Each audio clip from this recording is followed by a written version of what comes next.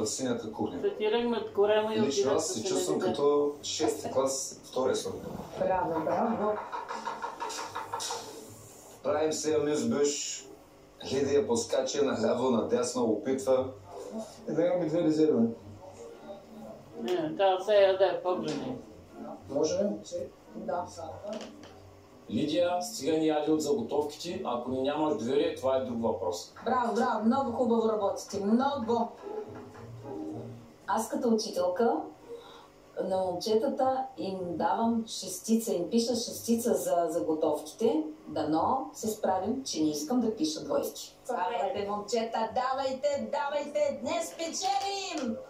Защото аз съм вашия отбор и не спечелим. Притеснено ми е, защото малко не ми е ясна концепцията за амюзбуша, но ще го видим.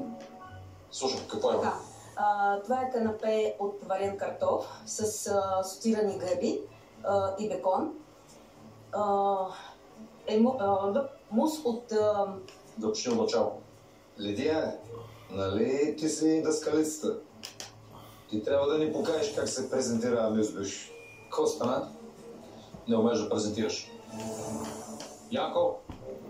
Идеята ни беше, шеф, да направим това, което ни остана.